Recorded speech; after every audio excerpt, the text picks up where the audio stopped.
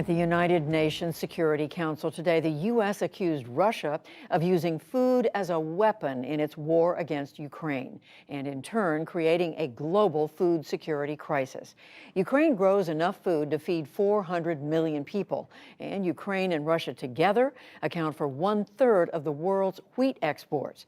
But Russia's invasion and its blockade of Ukrainian ports are preventing Ukraine from exporting its grain and steel, as Nick Schifrin recently witnessed in southern Ukraine. Ukraine's largest steel plant still faces the threat of Russian airstrikes. In March, the war forced ArcelorMittal Kryvyi Rih to close for the first time since World War II. But now workers are back. And blast furnace number 6 is firing. The plant offers every step of a process that can produce 6 million tons of steel a year.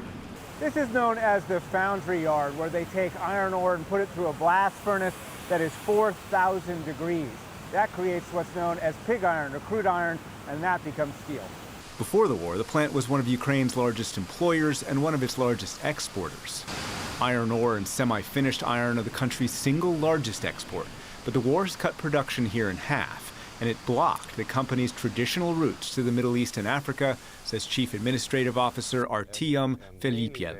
The main export route for us was the ports of the Black Sea. So now the ports are closed, that's why we cannot use them. Odessa is Ukraine's largest port and so far has avoided a direct Russian assault, but Russian ships in the Black Sea have created a blockade.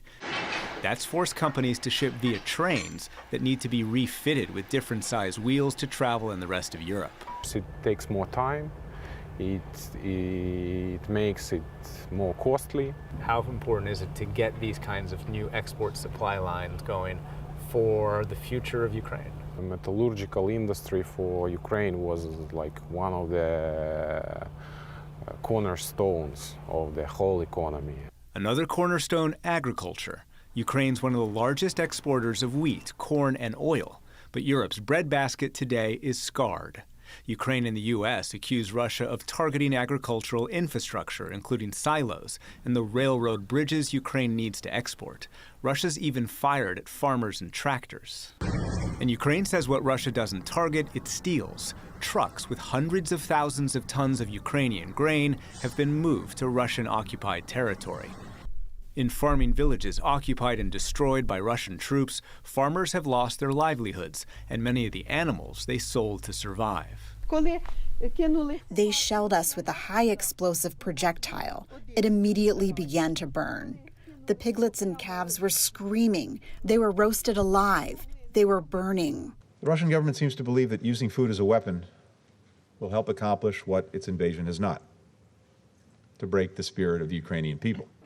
Today, the U.S. led a Security Council session about the war's impact on global food access. Secretary General Antonio Guterres is negotiating with Moscow to lift the blockade, but there's been no progress. The food supply for millions of Ukrainians and millions more around the world has quite literally been held hostage by the Russian military.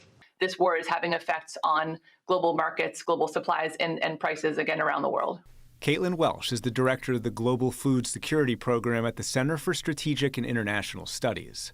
She says the war exacerbated already record-high global food prices and will limit food availability in the very countries that need it most. The countries that are net food importing countries that consume high amounts of wheat and that rely on the Black Sea for imports of wheat are particularly affected. What is the solution for Ukrainian exports, short of somehow figuring out how to end the Russian Black Sea blockade? The solution is to end this war. And even if the war were to end today, it would take a significant amount of time and investment to bring Ukraine to its pre-war levels of agricultural productivity. The world's largest exporter of wheat and fertilizer is actually Russia, and Russian farmers are today exempt from sanctions. We have very, very deliberately not sanctioned Russia's food and fertilizer exports. For global food security reasons, it's very important to keep Russian wheat and fertilizer and other agricultural products on markets. Back in Ukraine, despite the threats, farmers are planting this year's harvest. But for now, the exports that have long helped feed the world will be trapped by a war with no end in sight. For the PBS NewsHour, I'm Nick Schifrin. And note, our coverage of the war in Ukraine is supported in partnership with the Pulitzer Center.